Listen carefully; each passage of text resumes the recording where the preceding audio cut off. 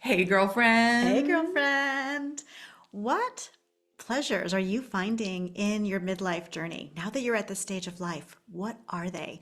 Jessica and I have a few that we want to share about, and we're going to do that next. We're girlfriends of a certain age. In midlife, we got a lot to say. So let's get loud. We won't fade away. Cause we're girlfriends of a certain age. All right, girlfriend. So we are getting into the joys of midlife, talking about these wonderful things right now. And we encourage you to stick around till the end, where we are going to give you the most joyous little special gift. So stick around till the end. It'll be worth your time. I want to dive in, honey. Let's do it. All right. I am listening to my needs and my desires more. Okay. And I'm going to go into this in a concrete way. This is a very specific thing, but feel me on this. I eat when I'm hungry. Wow, novel. Yeah, imagine that. Imagine that. And there's two ways that I feel like I used to struggle with that. One was just like the traditional time of like, I'm hungry, but it's 10:30 in the morning. I can't possibly have lunch right now. It's like, yes, you can, because your body wants it. Go ahead and do it. Yeah. Right? Where did that even come from? I don't Oh, know. Work rules about breaks. eating? Yeah. Yeah, I bet you're right. Right, Yeah. probably, right? And then the other part was that I was always trying to coordinate with my family. And I get that. For a while, eating is really key. And I do cherish family mealtime. I love that. And yet, what's happening more and more now, especially with teenagers in the house, is everyone is every which way. We don't get that every day or even every night. And there were times when I would just be hanging out, waiting to eat, getting hangry, having it get later, and being annoyed. I don't even think twice about it now. I eat. I have my own meals and I eat. I may prep some stuff for my family. I may not. Depending on how late they're out, they can also manage it themselves. It feels so good. And it's just this little shift, but it's like, what do I need? What do I need right now? Not, can I? Should I? But the people? Ding, ding, ding. What do I? Do you struggle with this? Where are you at with this conversation for yourself? Where are you putting yourself on the shelf and being more focused on other people instead of like actually knowing deep inside of you, what do you need and when you need it? Leave us a comment down below and let us know how that lands for you because this is so, I didn't mean to be flippant when Yeah. you first shared it, but it's Yeah. like, yes, Yeah. this is amazing Yeah. because we get these weird rules I know. around meals, all these shoulds Yeah. around food and control. And as being women, Mm. we know also what the culture is telling us. Yeah. Don't eat that much, Eat lighten less, eat up, less, eat be less. less, Right. shrink, Yes. shh, be quiet. Oh, Hmm. Yeah. Ooh, I like that. I haven't thought much about this with the meals. I guess because my kids are smaller, I do, and You're in a I'm routine. in a routine, but this is interesting. Now that we've talked about it, I am going to be asking myself a little bit more about this. Yeah. Yes, Yes. thank you. Absolutely. And now that I'm doing it, I'm also even noticing what I'm calling in. So different days, my body might be calling in something different. It might be a salad one day. It might be like some like more hearty, carbo thing another day. And I'm rolling with it, Mm, So I feel like once I'm in it, then I'm attuned to what I need and what I want. And for so long, it's always been like, what do other people want? What are other people going to eat? And it's just so good to eat, listen to my body, listen to how I respond with it, and really like feed myself. feed Feed myself the myself. joys of midlife. Ooh, Woo! okay, well, then I better follow up with another strong one. What you got? Letting go of people pleasing. Oh my gosh. Hello, recovering good girl. Hello, recovering good girl. Our shirt is all about that. I am done. And I've Mm, been done for some time. And so now I'm enjoying. yeah. I'm enjoying this beautiful, safe space that I made for me. Mm, And the people have had to deal. And I'm not here to say it's easy. I'm not here to right. say, that There aren't ways to do it with, that are gentle. And so I do strive to do that, but always coming from my own seat. Right. I've had Yeah. many invitations to be uncomfortable. I've had many invitations to perform for other people, take care of other people. Yes. And I've been like playing whack-a-mole. Yeah. You've heard me say before, like a childlike wonder. And so sometimes I'm just like, it almost feels like bingo, like a game, like, oh, I'm at the carnival with you know who. Oh, there they go. Oh, there they go. Oh, that one almost got me. Bam, bam. I really get that one. I'm done. I'm so done. Right. And it just feels really good to be like, oh, this is what Flachet wants and needs right now. It could be different on Tuesday, but right now I need this and I'm going to say a no. I'm working on those boundaries. It's been a lot. I love that so much.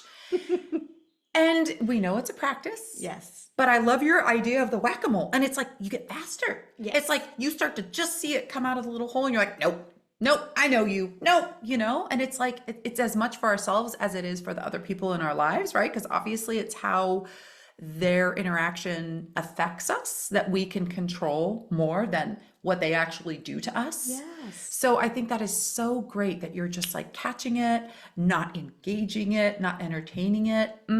Yes, with the whack-a-mole. Whack-a-mole. Make a game out of it. You know what's so cute about this? My second one was not giving it as much of a shit anymore. Like Ooh, one of our yes. kind of like catchphrases here.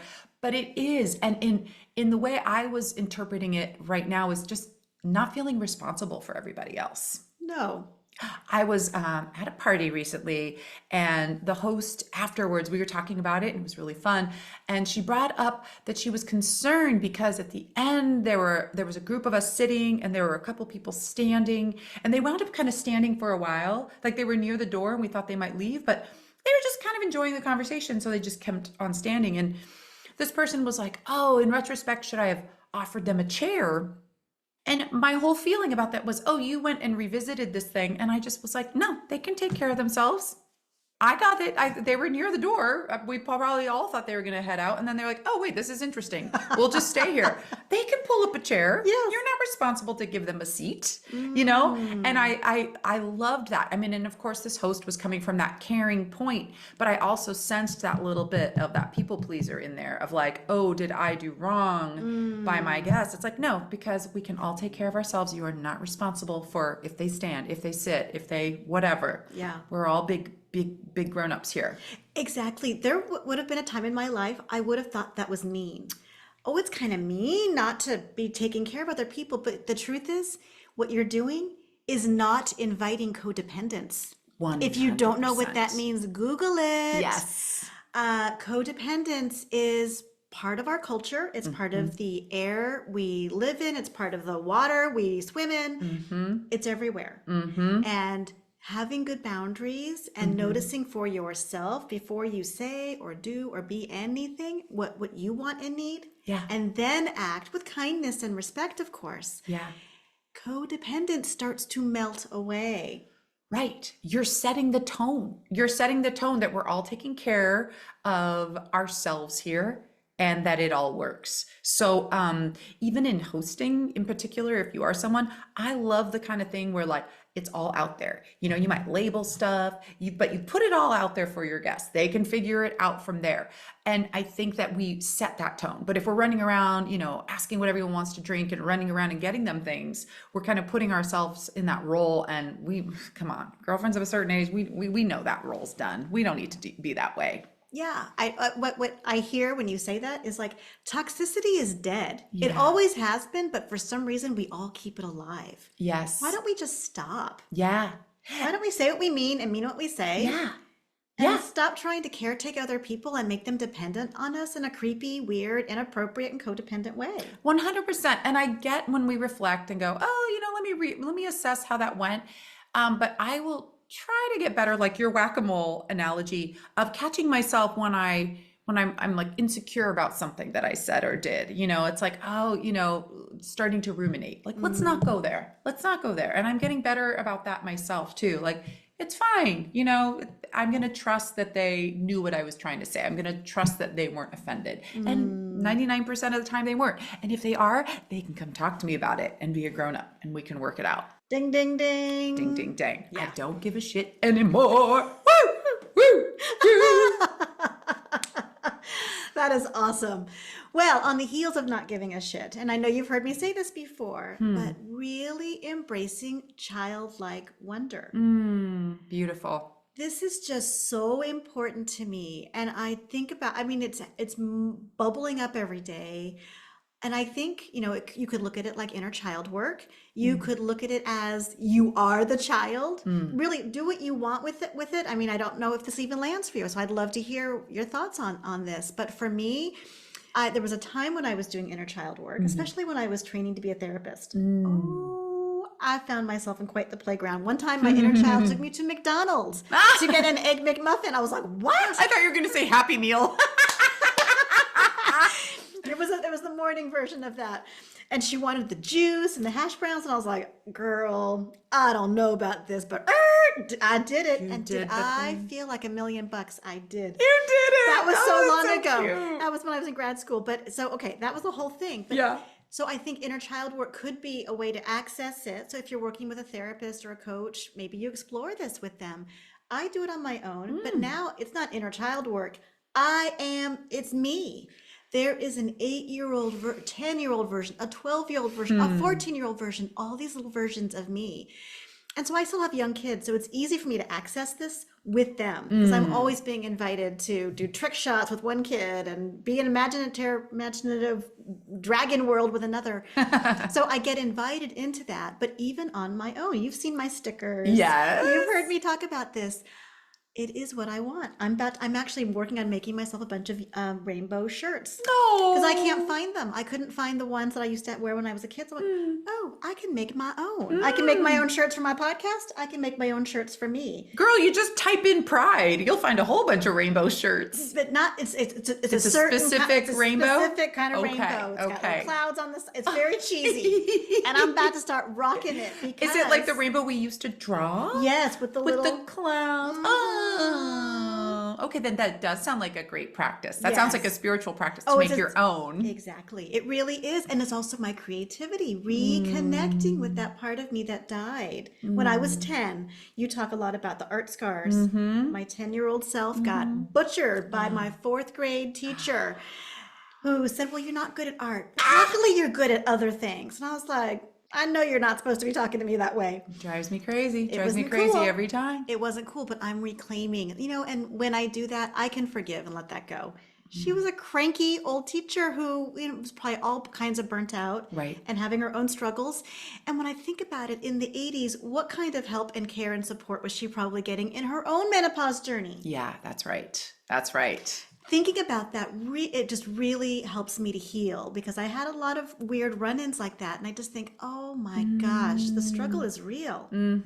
Yeah, we didn't talk about like fixed mindset. We didn't talk about things like that. So kids were getting typed all the time and Yeah. pigeonholed, and that ain't cool. And I now love that. we can shake all that off. We can shake all all that those stories. What did people say about you when you were a kid? Yeah. What were you good at? What were you not good at? And yeah, yeah. And I think you're right. I think that at an early age that we can't discern what's going on. That can have a real big impact, right? I mean, I have clients all the time come in who are looking to sing or speak, and we're told something cruel about their voice and they have just shut it down. And they're coming in 30 years later to work on that that scar. And it absolutely is doable. But I love that you just can pinpoint that. Good on you. It's taken a lot of Good work, on you, but inner work. But at 51, yep, this is the thing, and I'm rocking it. So I want to invite you, if you haven't tried this on, just do it in some small way. Does it speak to you? Because if it doesn't, this is not your thing, and that's cool, right? But so it's important for us to always have opportunities to reflect on ourselves. What makes us happy at this stage of life? Because we can do it. Yeah, I love that. Well, this is cute because my final one is kind of more of like a looking forward idea. And I love that yours is looking back. So I feel like they do a really sweet dovetail. I have this mantra that I can still learn and change, that nothing is fixed, right? And that I can learn new skills, that I can shift and change things in my work, in my life, in my relationships, that things are still fluid. Because I think it's quite common by this age for us to start to think about, well, what I do and what I don't do and what I like and what I dislike. And yes, that is all true. But I think we need to remind ourselves that our minds and our capabilities are always open to learn. So it can be a new language, it can be a new skill, it can be just a new way of relating with someone who is an old relationship in your life. And it's also true, right?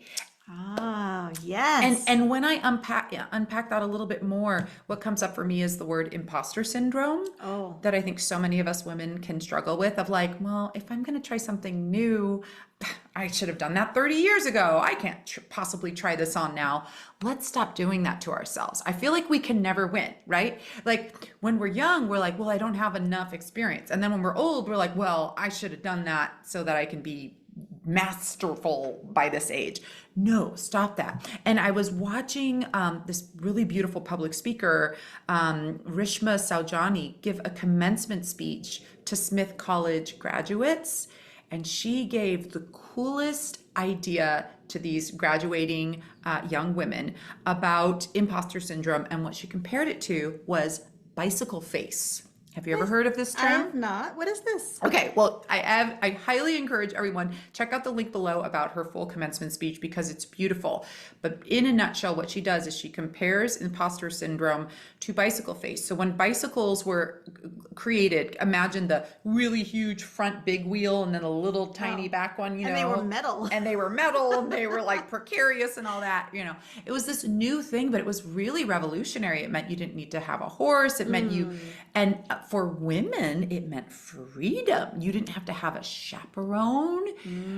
You could ride your bike on over to like a suffragist meeting. Like you could do all the things with this.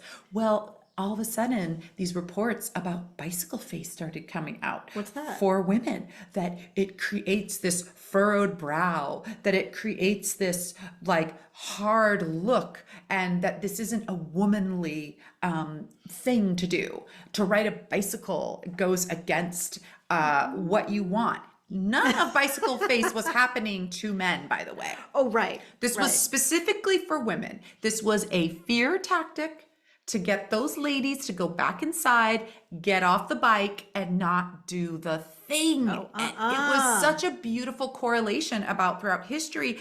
We are taught and we are literally like discouraged from doing the thing. Right. And so she was bringing it up. It's a whole beautiful speech, but this idea that this bicycle face that only happens to women for some weird reason is something that we need to just ride right on through and keep on riding along. Even if your face is making quite the mug. Yeah. There's something about it that's beautiful. I had not heard of this. I can't wait to check that out. Yeah. It's beautiful. It's great. And just remind ourselves, whatever it is that you're learning, I think that I am like an eternal learner. I'm always taking some sort of class or some sort of thing.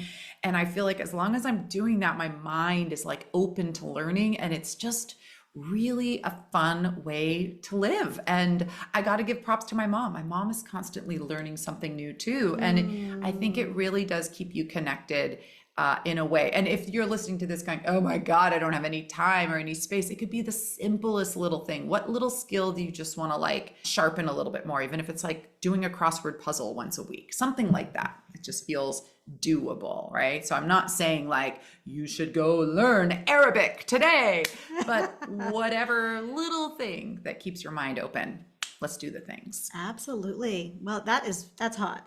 That is hot. And I can't wait to see what the girlfriends have to say about that. My last one feels a little bit related to yours, and that is that I am just trying everything. Yes. I am just in a season of trying more things. So part of it's showing up around my work.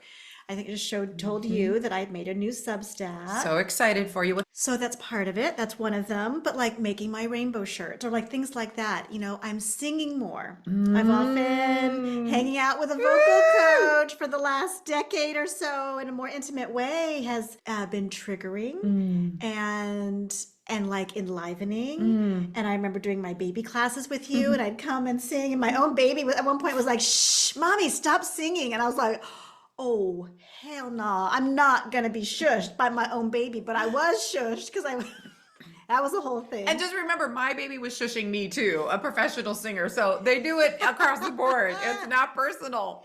But all of these things I either set aside or it never even occurred to me. I'm making a list. I have a list of things, like recipes to try, just ways of being, places I want to go. I'm doing a fair amount of travel on my own this summer. This is the stage of life where I reclaim all of me. And I think that's part of what this is my own opinion. It's part of what leads to the story that in midlife we go downhill. Yeah, sure. Because we think, like what you said, it's too late for me. I don't have the time. I don't know how to get started. People my age don't do that. Right. Women don't do that. Whatever the thing is. And I'm just like, I just don't believe any of that. No. And realizing that my life can be what I want it to be. And not everything is magically happening and falling into place, and but maybe it will with some time and some effort. And so I think when I take a step back, things look a little bit like haphazard. And I'm like, I'm cool with that. I'm realizing. So I have a lot of support in my life. I have good friends and girlfriends and a wonderful therapist and, a lovely spouse and beautiful children. I have a lot of good people in my life that allow me that privilege too. So I also want to acknowledge that. Yes. And my people who I know are watching and listening and supporting me in every which way. And so because of that, and even the places I don't have the support that I want and need, maybe I can still figure it out. So that's what I'm calling in and going for. And for me, I have never felt so free in my life as I do at this stage of my life. Is everything in place that I've been calling in? No. That doesn't stop me. Yeah. That's not going to stop me from having and being and doing what I want in the long run. Woo! Maybe it'll look different than what I called in, but then it's going to look different than what I called in. Woo, watch out, world. I love it. Yeah. It sounds so empowering and so liberating. Well done. I think I realized that there are no rules. Right. Well, there's constructs, there's social constructs, but I think that a lot of us are trying to question a lot of those. Most of those suck. Yeah, most of those suck. Most of those are just arbitrary. And meant to keep us fearful, keep us quiet, keep us in line, keep our heads down, keep us marching forward. And that is not the future I think most of us are calling in. No, and I think that if we want a future, truly, we are going to have to get together. We can't have all of this conflict. So I feel like a lot of the rules are not working, and we can see that and we can feel that. And so it's a great time to just create your own path. I love that. Yeah, well I love done. this idea that midlife can be what we want it to be. Yeah, midlife trailblazers. Uh-huh. Yeah. Yes. Well, girlfriends, thank you for sticking to the end. Our special treat for you today is a workbook to help you explore this topic for yourself. Woo! So you just listen to two girlfriends, talking about their thing. But what's your thing? It could be completely different than what we're calling in. And what do you want this midlife adventure and journey to be for you? So click the link below, get the workbook, fill it out, share your feedback with us. We would love to hear what you come up with. What are you calling in? Because this conversation is not complete until we hear your story. Well, on that beautiful note, can't wait to see what that workbook is going to be like. I already have a whole lot of people I want to gift that to. Thank you so much, girlfriends. Keep that midlife joy going. I love it. Until next time, girlfriends. Bye.